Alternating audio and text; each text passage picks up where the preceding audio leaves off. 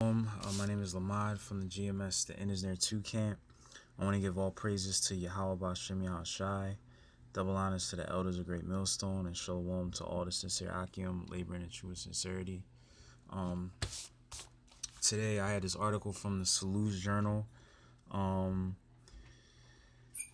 it's entitled "Goodbye American Dream." It says the average U.S. household is $137,063 in debt, and 38.4% of millennials live with their parents. That's what the title of this article is called.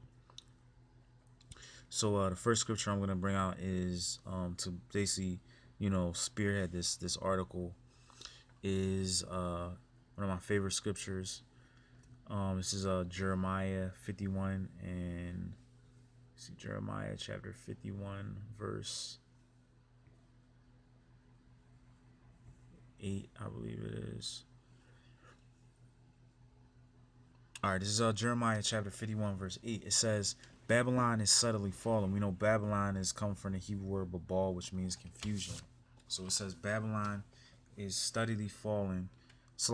Babylon is suddenly fallen and destroyed. It says, how for her? Take balm for her pain. If so be she may be healed. So it says, take balm for her pain. Let's look at the word balm real quick.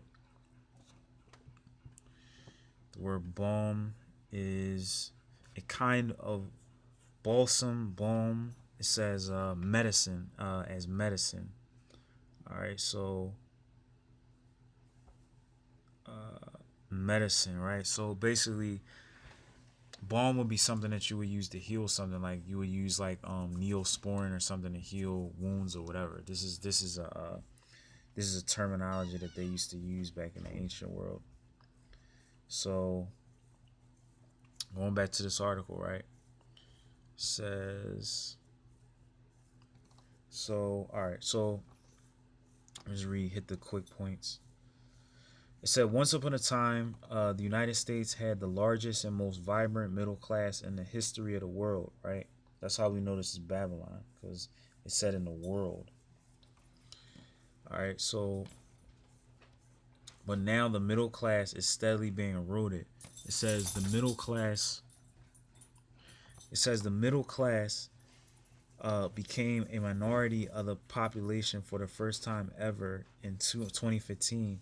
And just recently, I wrote about a new survey that showed that 78% of all full-time workers in the United States live paycheck to paycheck at least part of the time. But most people still want to live the American dream. And so they are going into tremendous amounts of debt in a desperate attempt to live that kind of lifestyle.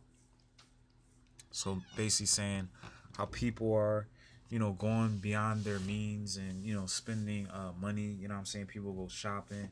Like, for example, the season that we're in, Christmas or whatever, it's like people, they'll go into tremendous debt to basically buy, people gifts and all this and spend money that's not even, necessary. You know what I mean? Like, um, so it says, let me see slide. It says the middle class has become a minority of the population for the first time ever in 2015. And just recently, I wrote about a new survey that showed that 78% of all full-time workers in the United States live paycheck to paycheck at least part of the time. It said, but most people still want to live the American dream. So they are going into tremendous amounts of debt in a desperate attempt to live that kind of a lifestyle.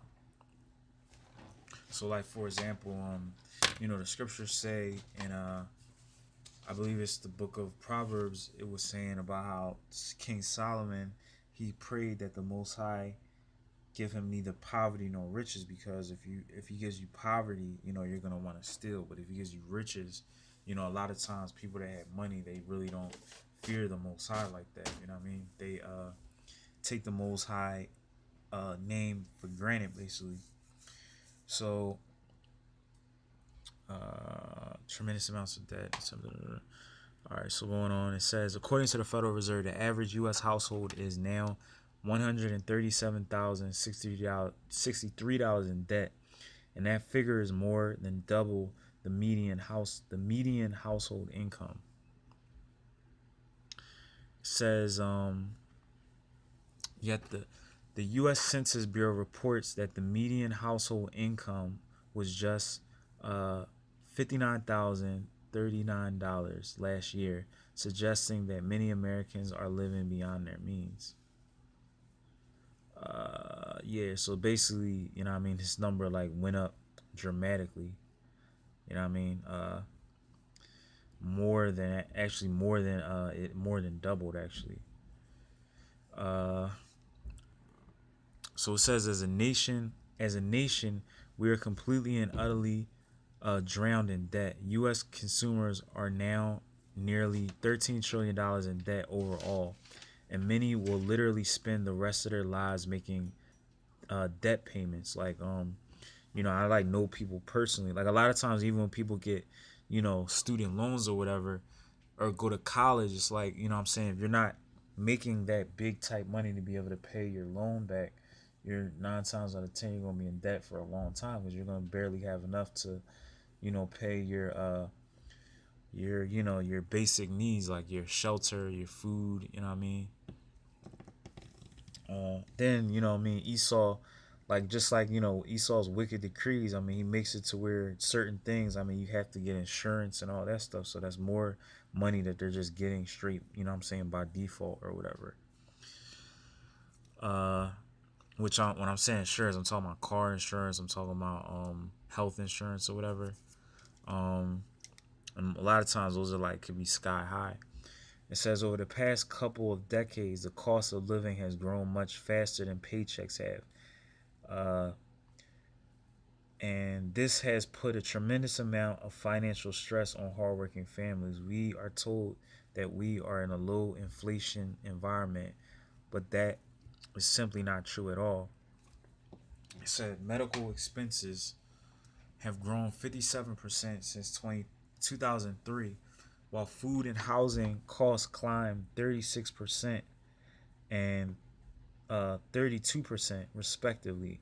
Those surging basic expenses could widen the inequality gap in America, as a quarter of Americans make less than $10 per hour. You know what I mean? Elder Makawana basically saying, that even like just say like if you get paid $12 an hour, that's not no money. Like for example, I used to work at Walmart and they basically went up to like $9 an hour, but I mean that's really not any, money. Like a lot of the people that work there, they had to have other part-time jobs beyond just working at the Walmart. And I mean, a lot of times they didn't want to give you full time hours. They didn't want to give you the health benefits or whatever, even though they're like sky high. It's like you would be almost working a job just to have like health insurance or whatever. So, these are just examples. You know what I'm saying?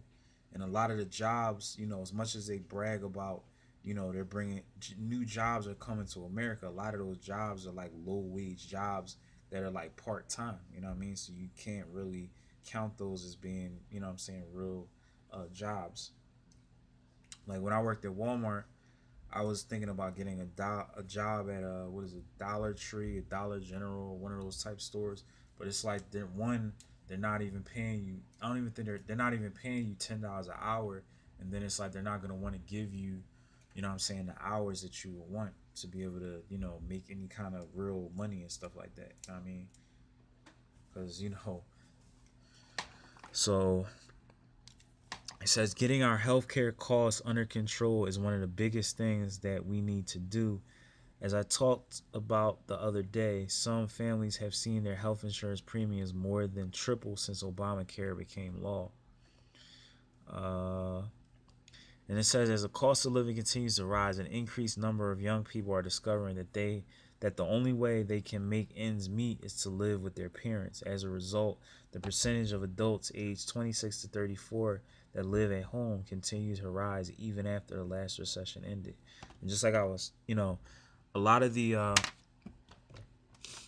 people that I remember working at Walmart, they live most of the time. A lot of people like live with their parents because a lot of times, in these days, financial situation that we're living in, it's like you got to have more than one basically income. So this is what, you know what I'm saying, people had to do to try and basically supplement their income, is to live with other people,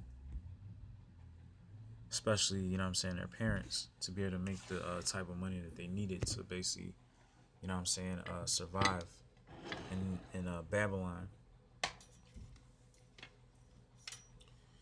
All right, so moving on. Uh, it says the share of older millennials living with relatives is still rising, underscoring the lingering obstacles faced by Americans who entered the workforce during and after the Great Recession. Uh, uh,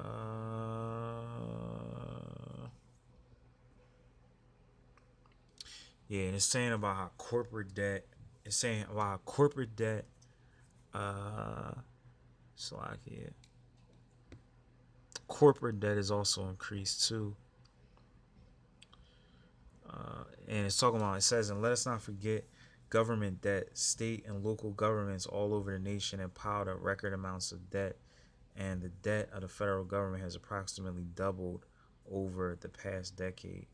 It said, but the fact that we are now $20 trillion in debt as a nation does not tell the full story, according to the Boston University professor. The federal government is facing a fiscal gap of $210 trillion over the next 75 years. So, basically we could see that uh like for example, I'll end it with this, but I remember, I think it was Detroit. You know what I'm saying? Their government was so much in debt. You know what I mean? It's just crazy. Like when you go to Detroit and look at their, you know what I'm saying, infrastructure and all that, it's like they really don't have any money, and that's a microcosm of what's gonna happen to the rest of the cities and states all over. You know what I'm saying, the United States. But hope this is edifying. All praises to Yahawah, Sham, Yahawashi. Double honors to the elders, a great millstone. And shalom to all the Akim out there laboring in truth and sincerity. Shalom.